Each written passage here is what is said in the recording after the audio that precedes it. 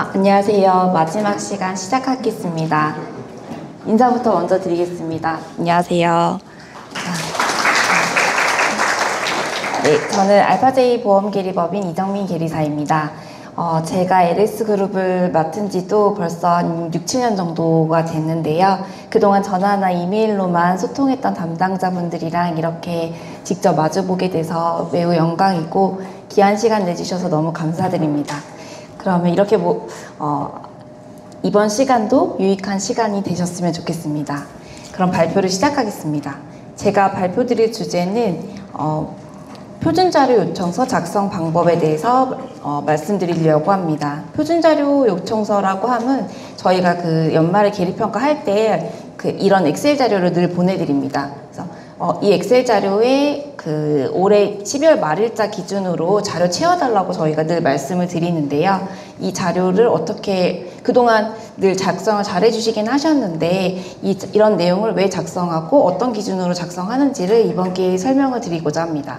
기본적으로 일반사항 시트가 있고요.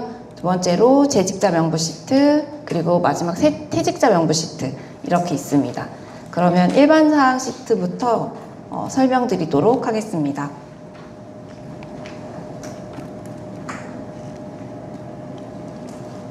기본적으로 이렇게 노란 음영 쳐져 있는 부분은 필수적으로 작성해 주셔야 될 부분이고, 첫 번째로는 담당자 정보, 기초 자료를 저희와 함께 주고받을 담당자 정보랑 또 계리평가 서비스 끝나고 수수료를 납부해 주실 분의 담당자 정보를 입력해 주시면 됩니다. 그리고는 평가 대상 회계 기간도 여기 넣어 주시면 되고요. 다음 페이지는 임금 인상률 부분입니다.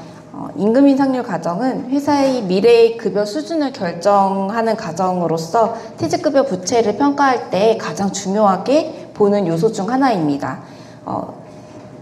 다른 보험수리적 과정인 할인율이나 퇴직률, 승급률, 사망률과 같은 거는 회사에서 결정하기가 굉장히 좀 곤란한 부분 중 있는데, 이 임금 인상률 같은 경우는 어느 정도 향후 예상 임금 인상률이라는 정보가 있어서 회사에서 통제할 수 있는 요소 중에 하나입니다.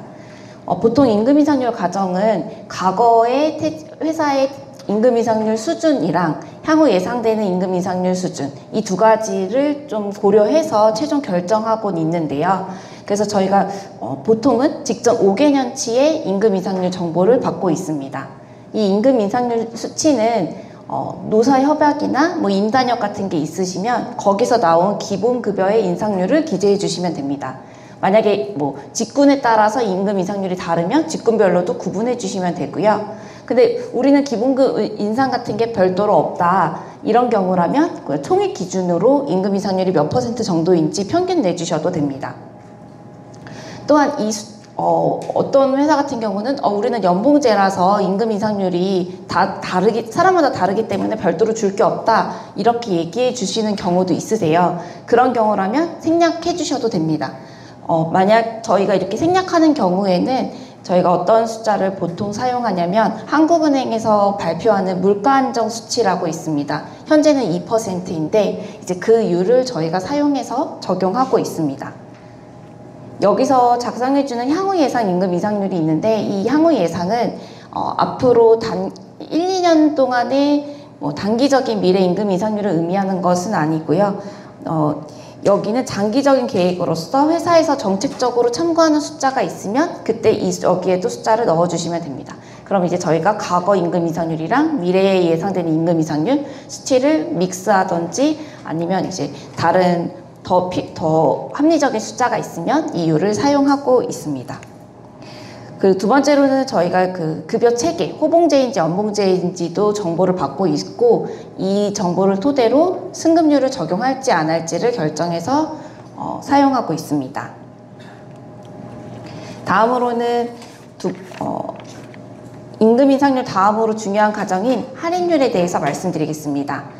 할인율을 결정하기 위해서는 참고할 회사채의 신용 등급을 선택해 주셔야 되시는데요. 이 신용 등급은 일단 회사의 신용 등급과는 무관합니다.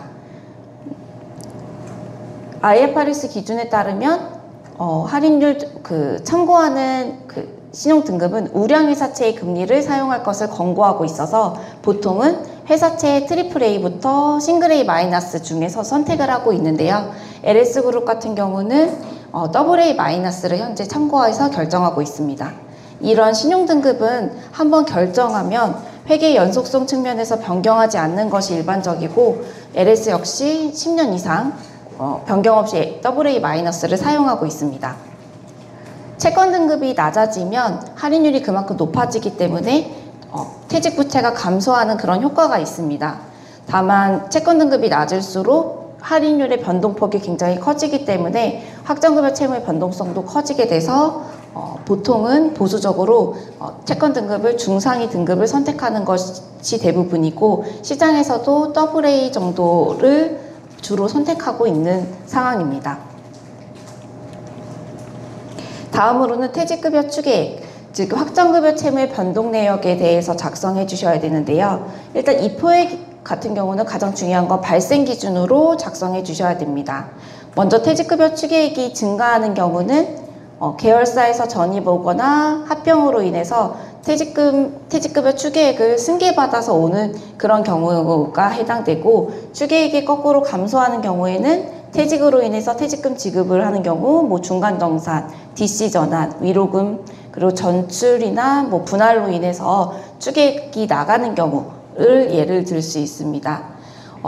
이때 여기 안에 들어오는 금액들은 회사에서 이제 이런 사건들이 발생할 때마다 전표 처리 작업을 하실 텐데요. 그 전표 처리와 동일한 기준으로 작성해 주시면 됩니다. 그동안 질의가 많았던 사례에 대해서 좀 말씀드려보면, 일단 연말퇴직자가 발생한 경우 연말퇴직자의 퇴직금 지급액도 여기에 넣어야 돼요 라는 거를 많이 여쭤보십니다.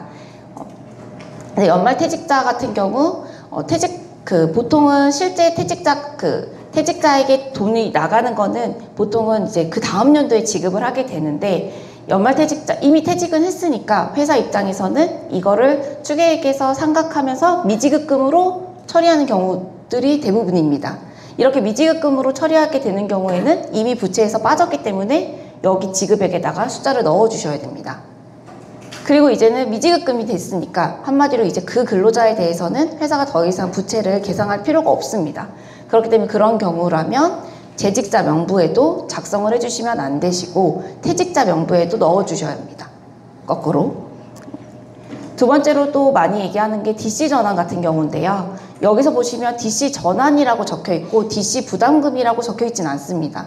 한마디로 DC로 최초 전환할 때는 퇴직급여 채무에서 상각을 하기 때문에 여기에다가 숫자를 반영해 주셔야 되는데요. 그게 아니라 이제 DC로 이후에 정기적으로 DC 부담금을 납입할 때는 그때는 그 숫자는 여기다 넣어 주시면 안 됩니다. 다음으로는 또 퇴직 위로금과 관련해서 원래 명퇴금이라는 제도가 있고, 그 제도가 저희가 부채로 평가하고 있는 회사들이 있습니다. 지금 LS그룹 안에서도 몇 그룹이 있는데요. 그렇게 이미 제도화되어 있고 부채에도 평가하고 있는 경우라면 그 사건으로 인해서 위로금이 발생했다라고 하면 부채에서 상각할 수 있습니다. 근데 그게 아니라 원래는 위로금이 없었는데 일회성으로 올해만 지급했다. 그러면 부채를 잡고 있지 않았기 때문에 상각할 수 없고, 그러므로 이제 그 위로금은 별도 비용 처리를 하는 것이 맞기 때문에 여기에다가 숫자를 넣어주시면 안 되십니다. 지금 예를 들어는 이제 3가지 정도만 말씀드렸는데요. 이거 외에도 특수한 사건은 굉장히 많을 거라고 생각됩니다. 그래서 그런 거 나올 때마다 저희 같은 담당자랑 소통해 주시면 됩니다. 다음 장은 사회적립자산과 관련된 내용인데요. 이 사회적립자산은 앞에 거랑 다르게 현금 기준으로 작성해 주셔야 되고, 여기서 나오는 요 숫자들은 대부분 그 퇴직연금 사업자에게서 이제 금융조회서나 운용보고서 같은 거를 받고 거기 나온 숫자를 그대로 입력해 주시는, 아마 대부분 그렇게 입력하시고 계실 거고 그게 맞습니다. 퇴직연금뿐만 아니라 아직 퇴직보험이랑 국민연금 전환금이 남아있는 계열사들이 있습니다. 그래서 이 숫자들도 빼먹지 않고 같이 넣어주시면 되고, 여기서 제가 말씀드리고자 하는 거는 이제 수수료 부분인데요. 이 수수료도 저희가 운용관리 수수료가 있고 자산관리 수수료가 있습니다. 그래서 되도록 이 수수료도 분류해 주시는 게 좋습니다. 왜냐하면 이제 운용관리 수수료 같은 경우는 퇴직연금 운용 비용이라고 해서 별도 비용 처리가 가능하기 때문에 요거 수수료 금액도 구분해 주시는 게 맞고 대부분 잘해주고 계십니다. 다음은 퇴직금 지급 규정과 관련된 내용이고요.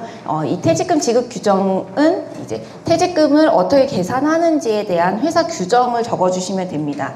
네, 하나하나 적어주기보다는 편하신 방법으로 이제 취업 규칙이나 퇴직금 규정, 회사 사내 규정을 저희 쪽으로 보내주시면 이거는 생략 가능한 부분이고, 근데 다만 이제 그 규정에는 잘 나와 있지 않은 과거 규정이 있다거나 과거에 뭐 누진제가 있었는데 이제 뭐 법정제로 변경됐다, 아니면 임원 규정 같은 경우는 조금 독특할 수 있기 때문에 그런 독특한 규정이 있다면 이런 데다가 내용을 기재해 주시면 저희 쪽에서 더 면밀하게 살펴볼 수 있으니까 그런 걸 제공해 주시는 게 좋고, 같이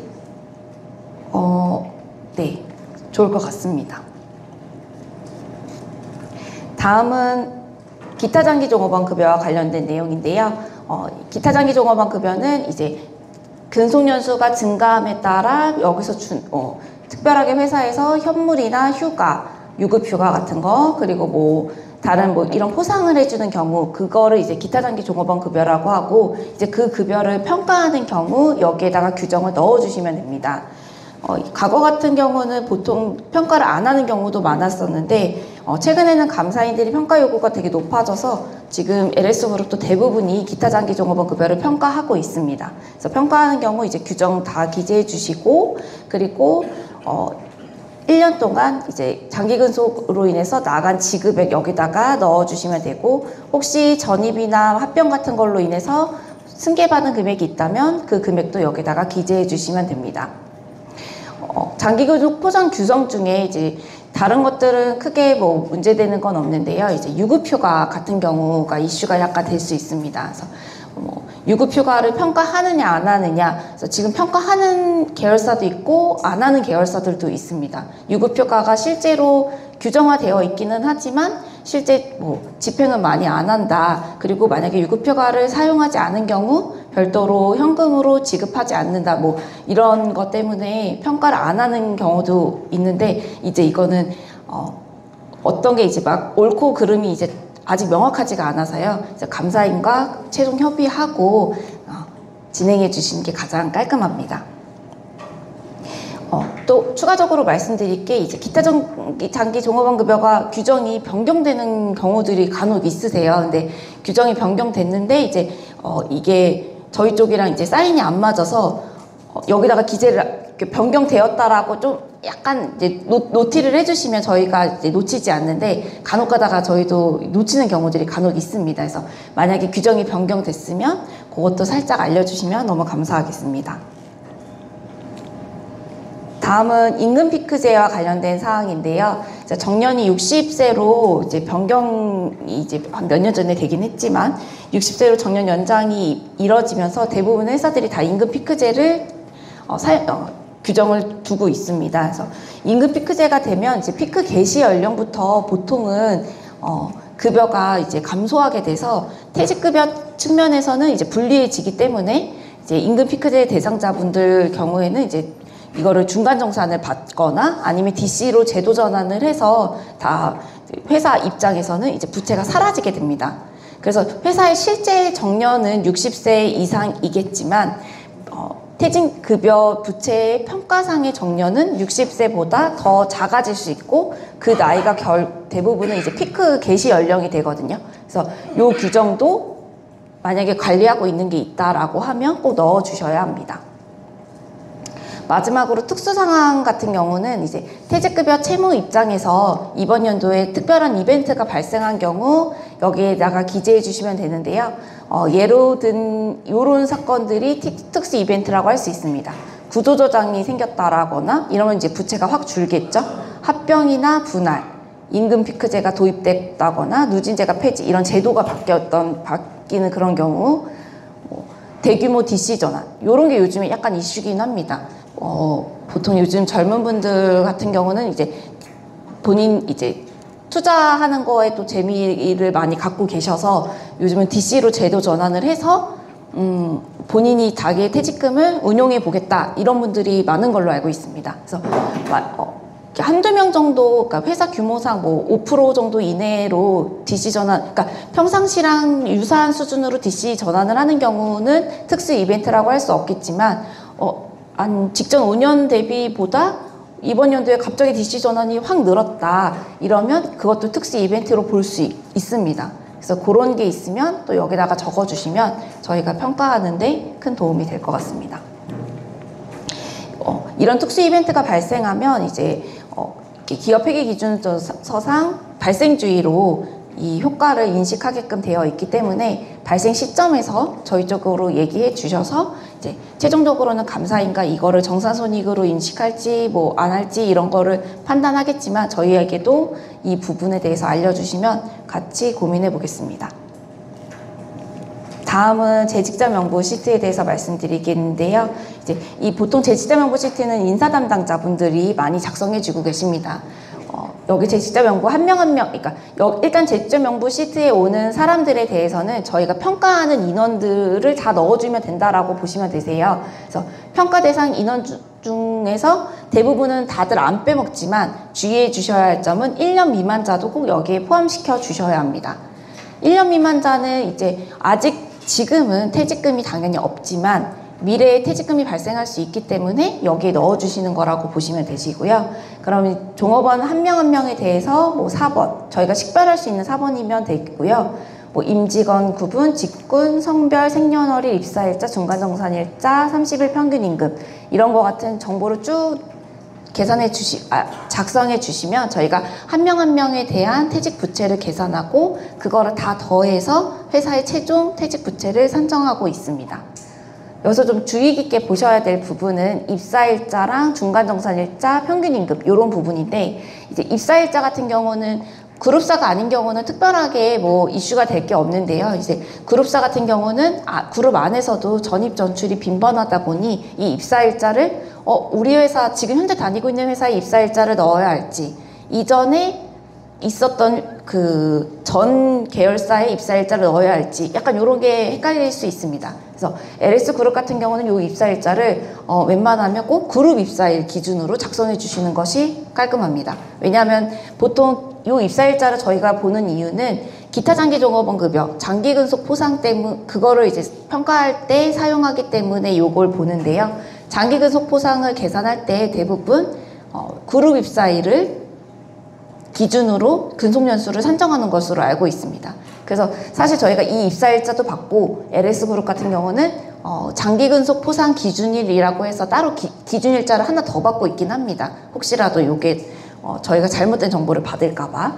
그래서 요 입사일자 주의해 주시고요. 두 번째로 중간정산일 같은 경우는 이거는 이제 중간정산일이라고 생각하셔도 되고 퇴직금 기산일이라고 생각하셔도 됩니다. 왜냐하면 중간정산을 여러 번 받는 경우도 있고 그리고 또 우리 지금 현재 다니고 있는 회사의 중간정산일자랑 지금 현재 다니고 있는 회사에서는 중간정산을 안 받았지만 이전에 전입 오기 전 계열사에서 중간정산 받고 오는 경우가 있습니다. 그런 경우에는 중간정산일을 또 더블 체크를 또 해주셔야 되세요. 그래서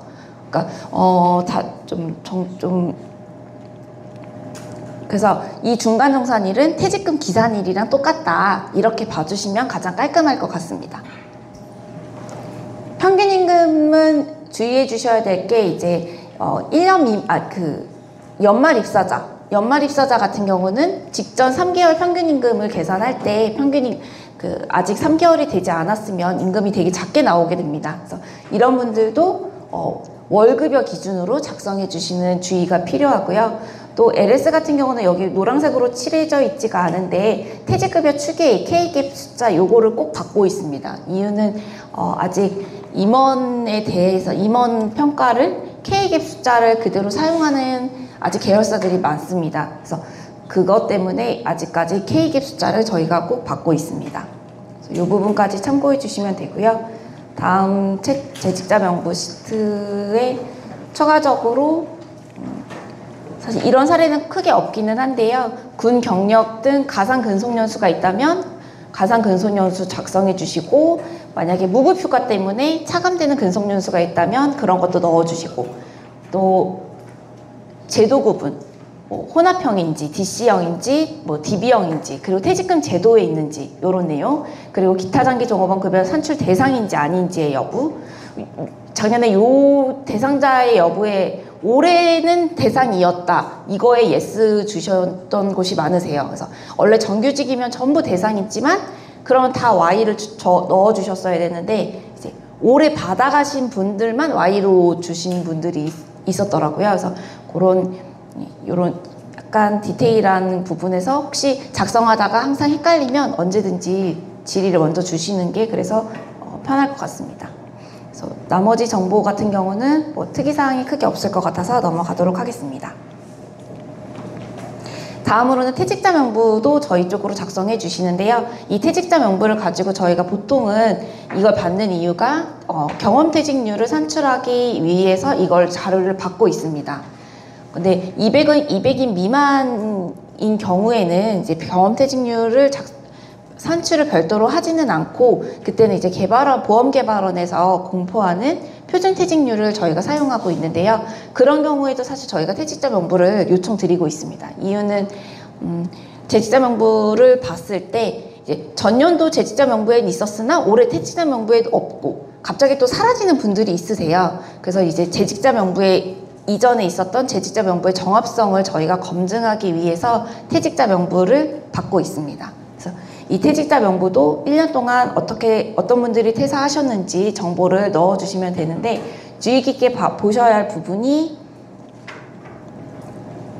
요 지급 사유 구분, 왜 퇴직을 하셨는지, 뭐 중도퇴직인지 사망퇴직인지 DC 전환인지 이런 거를 이제 숫자로 기입해 주시면 되시는데, 요 데이터를 가지고 저희가 경험퇴직률을 산출하기 때문에 요걸 구분을 잘 해주셔야 합니다.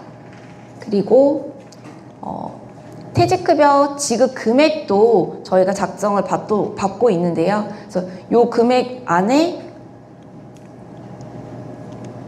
위로금 부분을 별도로 구분해서 저희가 받고 있습니다. 아까 말씀드린 것처럼 위로금이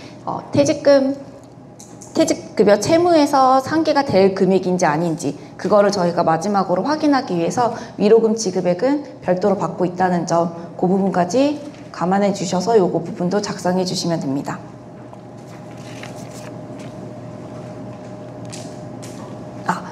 네, 이상으로 퇴직급여 계리평가를 위한 표준자료 요청서 작성 방법에 대해서 말씀드렸습니다.